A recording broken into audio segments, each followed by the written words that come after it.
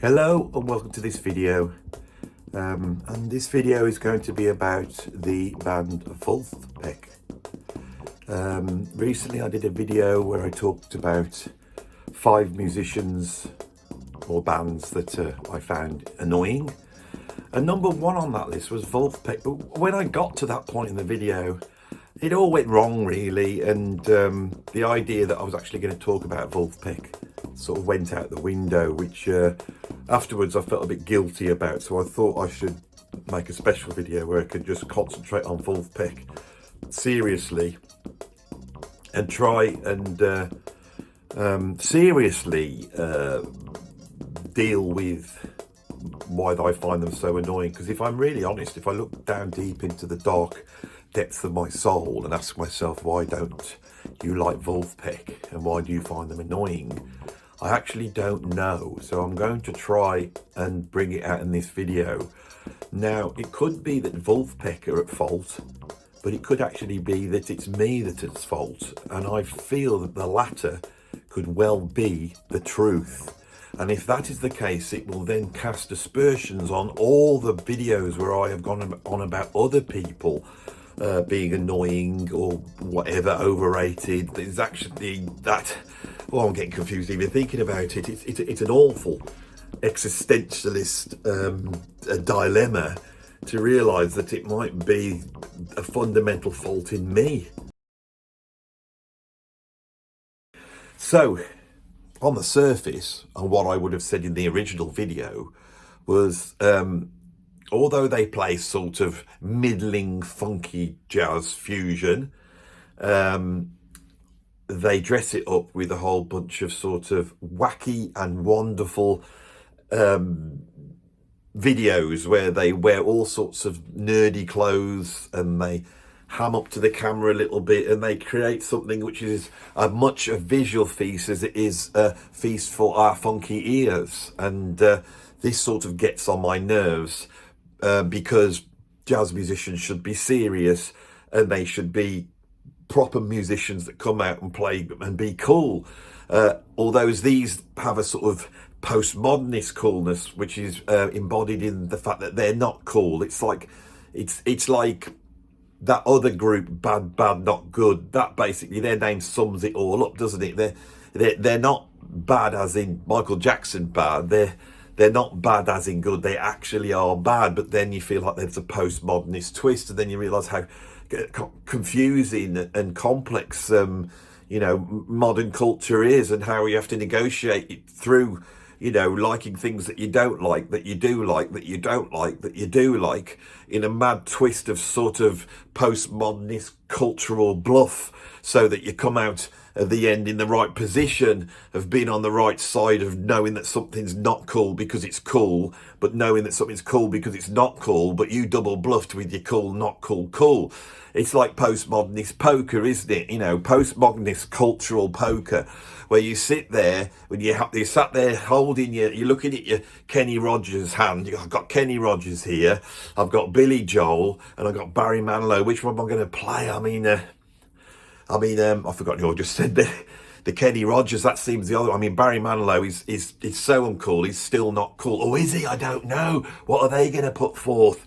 What are they going to put forth? And Billy Joel, he was uncool, and then he was cool because people realise he's a good songwriter. But more recently, they realise he's a bit of a knob, isn't he? And so that personality always trumps artistic ability in this modern cultural maze that we find ourselves in. So I'm not playing Billy Joel. Maybe I should go for Barry Manilow. No, it's too risky. What are they gonna play? They look really confident in who they've got there. What have they got? ABBA? I mean, ABBA's the ace in the pack, isn't it? As soon as he puts ABBA down, I've lost. I mean, I don't know. I mean, Barry Manilow, it might just be, because this cultural shift shifts so quickly, it might just be that Barry Manilow, at this point in time, as I sit here, as the double bluff is bluffing the double bluff, the ABBA, I can beat with Manilow. I can beat with Manilow. I think I'm going to play the Barry Manilow. Right then, let's go. And so, as you sit there in this sort of postmodernist poker game, you lay down your Barry Manilow on the table, and the opposition in there want to be stood in the right cultural position, looks at you with a quite shake in their eyes, and then on their little face becomes a determined smile. And as they smile like this, who do they play? I tell you, it's not Vulfpeck, is it? They're not going to play Vulfpeck, because Vulfpeck is not going to be anything, because Vulfpeck is too knowing. It knows about the call. Vulfpeck is a player. Vulfpeck is sat to the side with a big smile on his face. He's into the game. He hasn't even played his card yet. But Vulfpeck is never going to be in the pack of postmodernist cultural bluffing cards, is it? Right? So I look at my opposition and I look at them, right? And they look at my Barry Manilow, and then they play their hand. And who do they play? It's Jamiroquai. It's game over. Hello there. Sorry to interrupt the show like this, but I just wanted to say near the beginning of the video, because it's a thing that proper YouTubers do, I would just like to ask you if this is possible, because I don't know how many times I've asked you, and if you haven't, you really should have by now. So if you haven't, could you please subscribe to the video?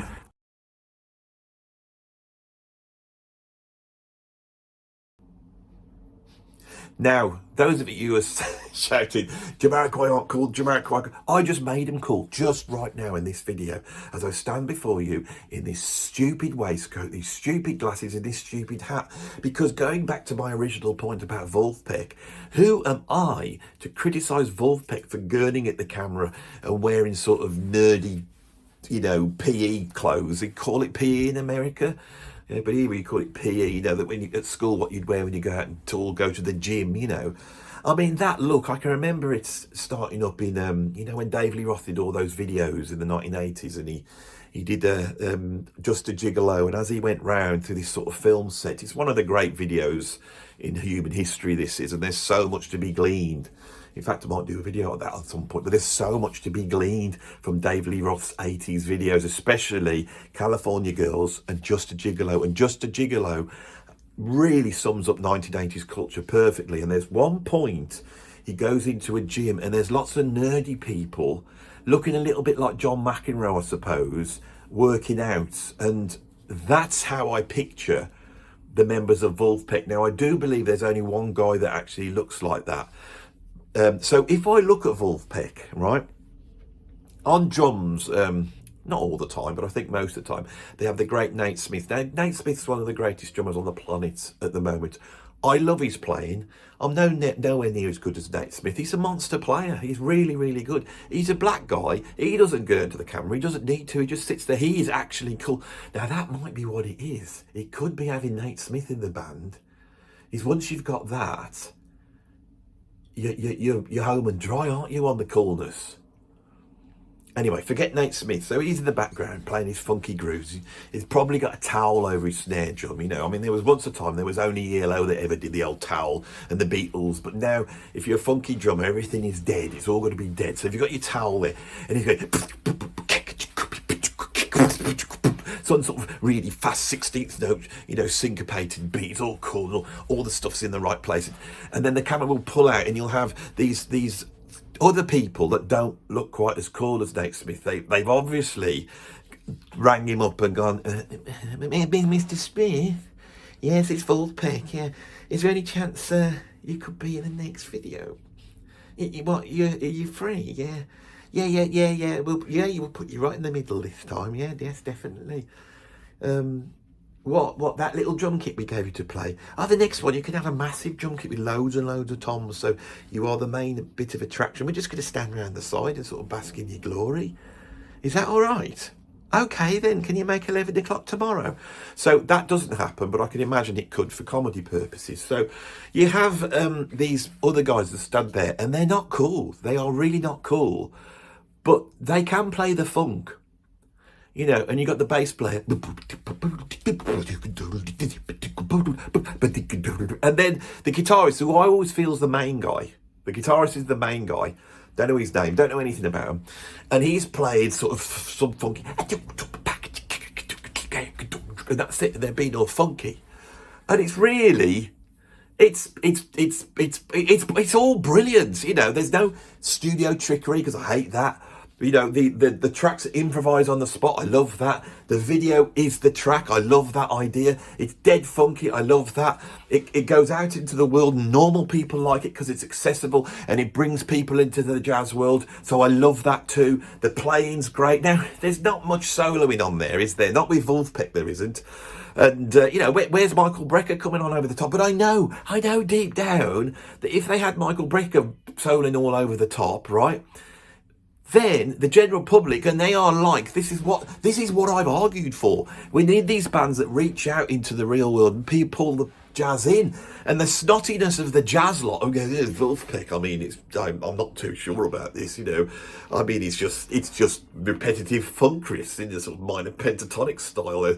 There's no real searching the inner depths of the harmony. I mean, they don't do any jazz standards or Ornette Coleman-esque free jazz, do they? I mean, I don't know about it at all. I mean, no, we can't be calling that jazz.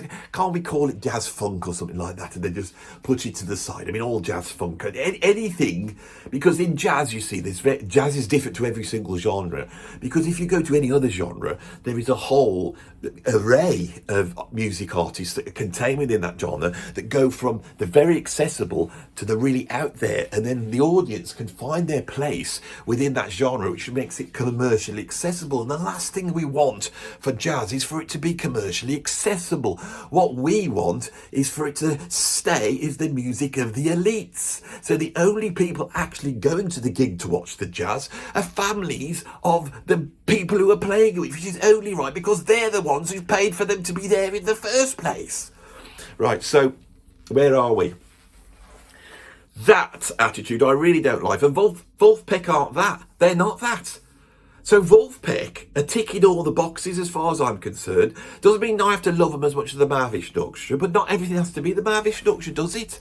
I mean, people have told me this over and over again, and, you know, I'm 57 this year, and I'm slowly getting my head around it that you know, not everything has to be the Mahavishnu, does it? I mean, there's loads of art. I mean, Dolly Parton, she's not the Mahavishnu, is she? Not in any way, shape or form. And she's okay, isn't she? She's all right. Dolly Parton. You're doing it now, Andy. You're mentioning Dolly Parton in this sort of postmodernist, ironic way that on this jazz channel where you talk about whether we put on the Mahavishnu, the only bands that have never, ever managed to get into that pack of cards, you know, they just don't get in. Some of the jazz funk does, but not whether we put on Mahavishnu. You know why? Because they're so good. The musicianship's so good, and we're not going to have that in there. They've got to be unknowing. For us to look knowing, we have to present these artists in a way that trades on their unknowingness. You understand how this works. This is how Vulfpeck work. They know they're nerds. Right, they know they're not as good as Nate Smith. They all sit in there basking in Nate Smith's glory in an ironic way, not in an actual real way. Don't you understand the multi-leveled layers that this band operate on in terms of their success, you know? Don't you understand all the other sort of postmodern ironic types that go to their gigs and they all sit there cheering, and when they cheer, it's ironic. You know, they're not really cheering. They're just cheering along because they're part of the thing. You know, they wouldn't be seen dead cheering anything in reality, you know, these types.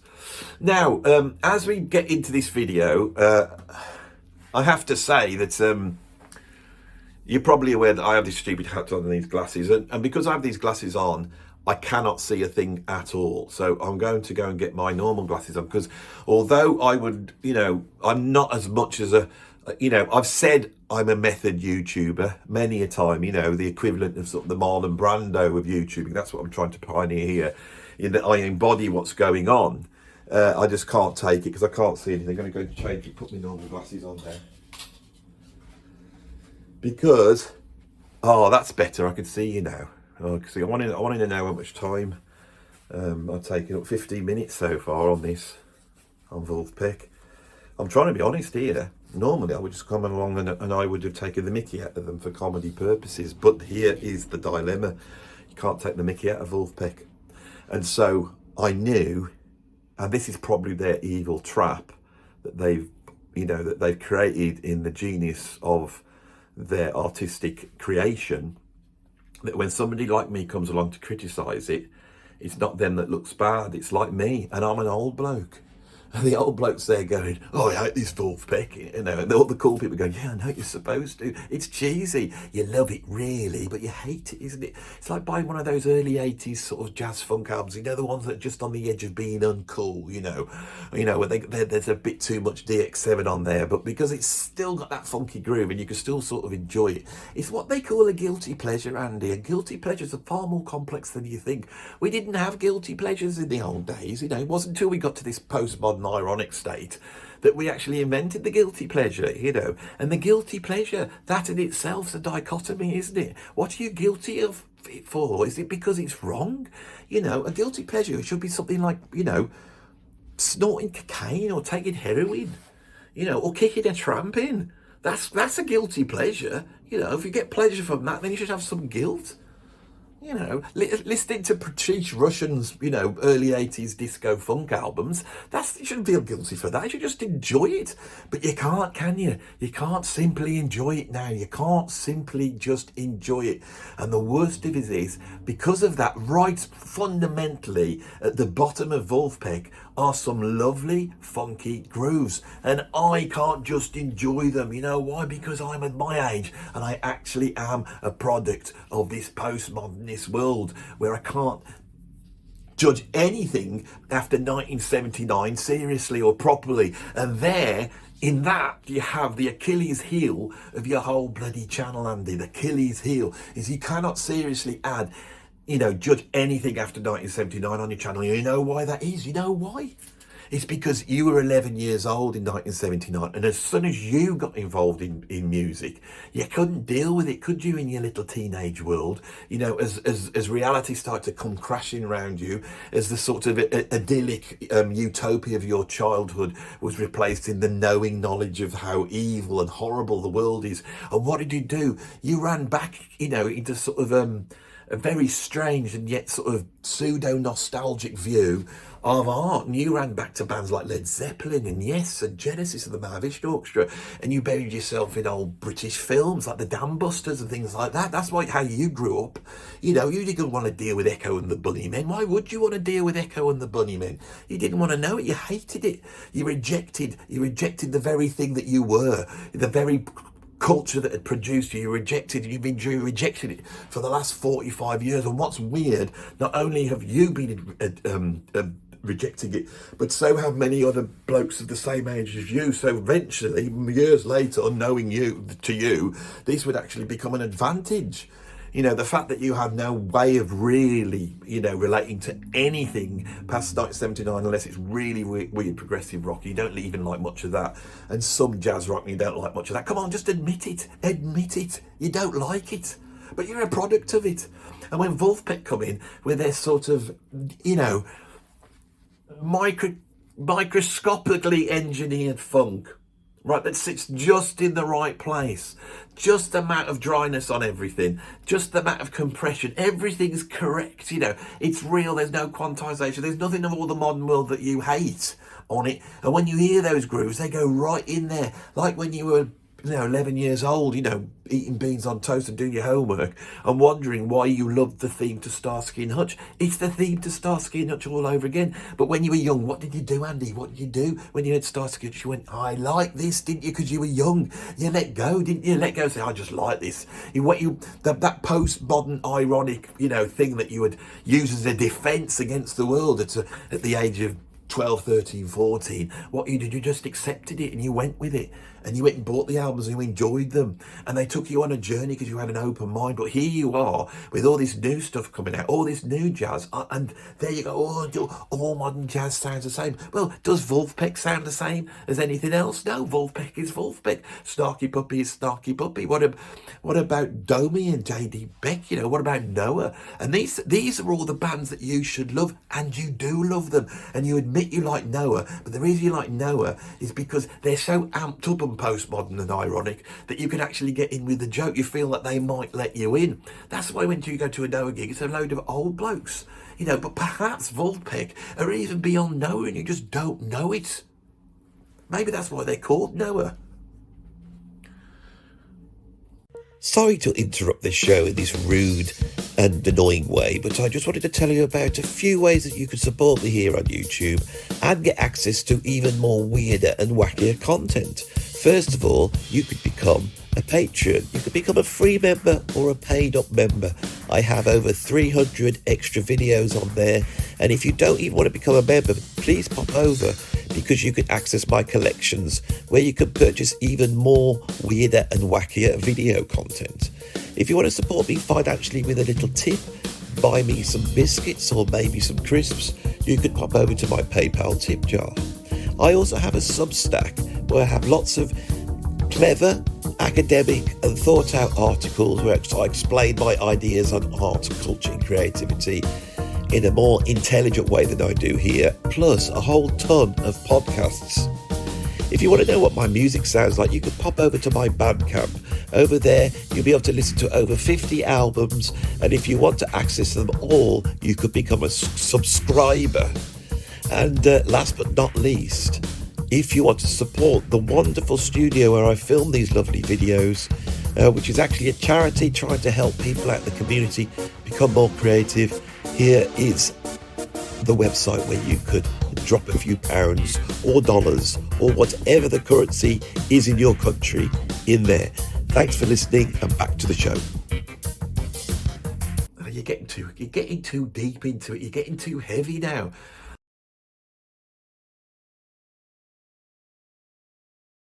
They're the greatest band around at the moment because they have all the balance right. They've got the funk. They've got all the memey sort of, you know, presentation right.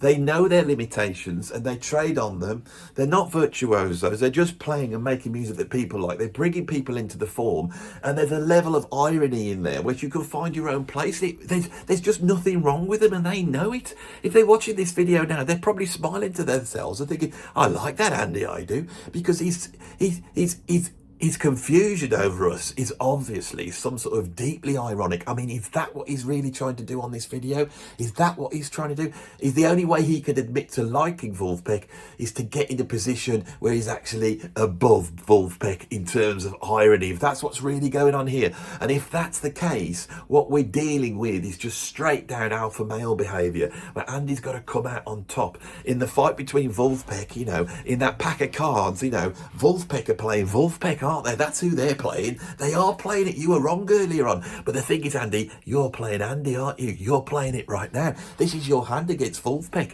If they're watching it, what are they going to say? They can't say they hate what you're saying. Well, I tell you this now, Vulfpeck, I'm going to tell you right now, you're a pile of rubbish. You're a pile of crap. And I'll tell you why. Because I've just beaten you. I've beaten you by just pointing out how bloody brilliant you are. Now, wait out what you're going to do with that one then, eh? You're absolutely bloody brilliant, right? Your brilliance is based in the fact that you're a bunch of straight up, you know, second tier musicians that can play a few funky riffs and, you know, through your memey videos that just happen to land it right at the right time on YouTube and made you a ton of money. You can now get in the likes of Nate Smith to do his brilliantly funky drumming. You don't have to go working with John Patitucci and all those types anymore, proper jazz musicians. He's done his dues, and then we're not knocking Nate Smith, take him out of it, but the rest of you, you know, yeah, second tier, right? You know, you can't play like the Brecker brothers. You're not the real deal. Andy knows you're not the real deal. You know you're not the real deal. But that's the whole point. You're not the real dealness, and you turned it into some sort of postmodern, ironic, you know, positive thing. But Andy sniffed it out when he saw it with his vast knowledge of jazz fusion. He sniffed it out. That full thing. Yeah, I can smell something. Pretentiousness. Postmodern irony, I hate that, I do. I'm going to make a video about it, but this video, no one will even know whether I'm criticising them or I'm not. Now, what do you get from this video? I tell you what you get, and I'm telling you now, Vulfpeck, they're rubbish. Absolute rubbish. They're fakers. There's no way in their little postmodern ironic world can they compete against what I'm doing here. I'm not even playing, am I? I play the drums. I don't even have to touch the drums. I got a bad hand. Look, oh, is that real? Have you really got a bad hand, Andy? Or is that just there to prove that you can beat Vulfpeck one-handed with one hand tied behind your back? Just this one. What's this one doing? It's just a wiggling. It's a wiggling in front of you. That's what it's doing. That's all I have to do. Stand on camera wiggling my fingers like this, and I beat you, Vulfpeck. I beat you. You know, get back in your hole, Vulfpeck. You load of rubbish. I've got you. The only Achilles heel in this video is that I've done it so quickly that this isn't the usual epic that I come up with. It's I'm at 23 minutes, but I think I've shown who's the boss in terms of this.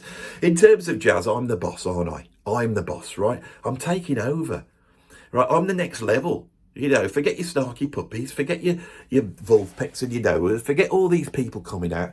And I tell you what I feel sorry for is the proper jazz musicians. You know, the proper jazz musicians who went to college, you know, and they got their parents to pay properly and they learnt all the standards and all the changes, and they come out and they go out and they do their gigs and they don't understand it, do they? So they say, to, you know, to their aunties, oh, auntie, if I give you my iPhone, I've got the top end iPhone, if I give you my iPhone, could you just film a bit of the gig for the social networking?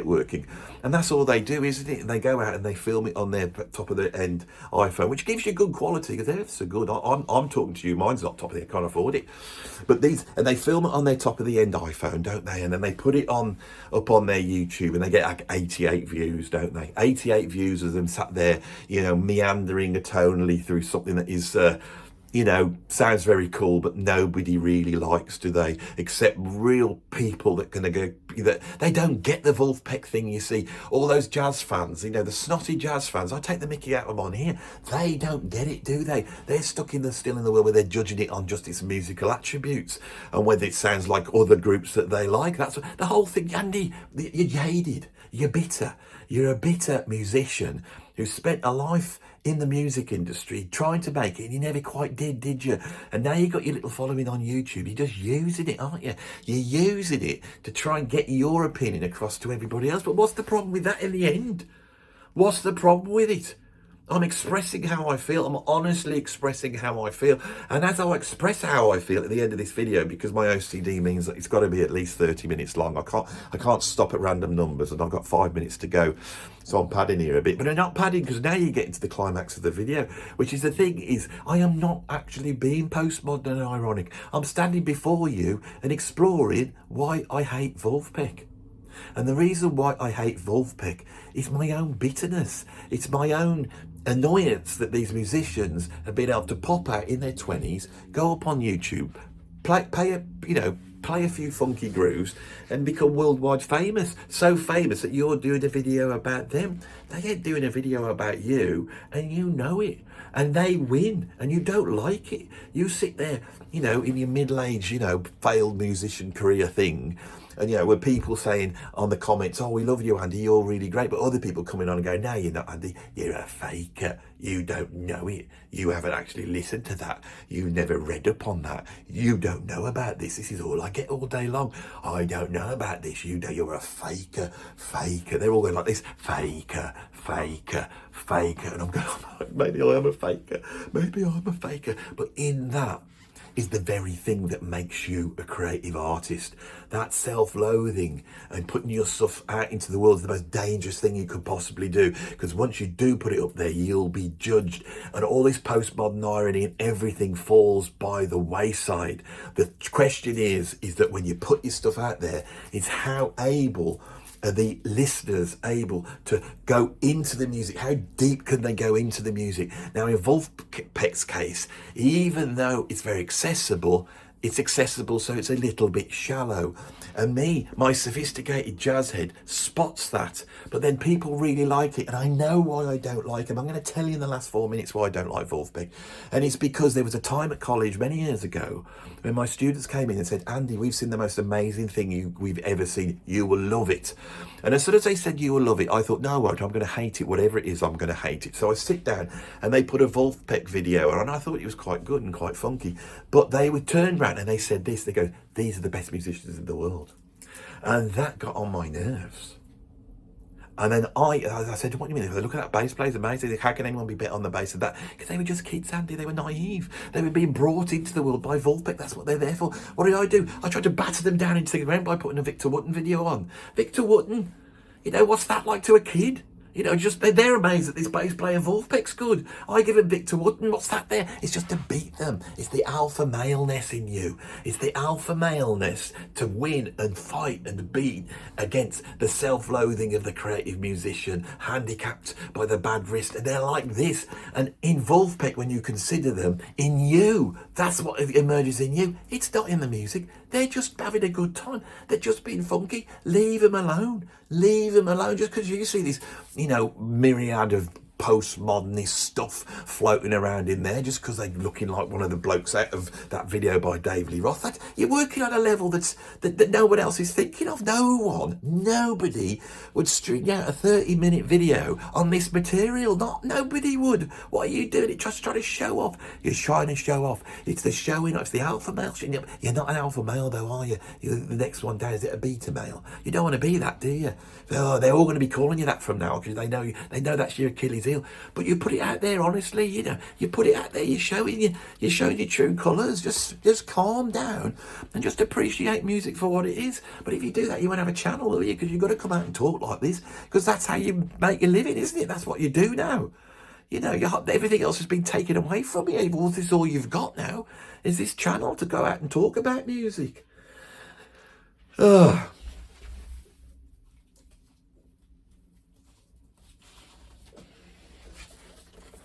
Is anybody up for a chat about Cozy Powell?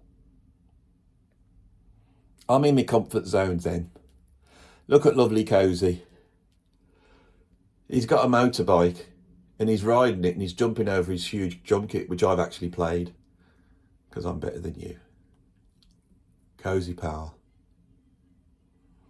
It was cozy back then. 1980 when I discovered you. It was cozy. I just want to get back to there. I don't like the modern world, everybody. It's too confusing for a simple-minded person like me. I don't understand it. And Vulfpeck, although I like them, I'm a bit worried they're trying to do something to my brain, which I don't understand, trying to get in there and get me to like things that aren't from the period of music that I like, and I don't like that. That's why I don't like them.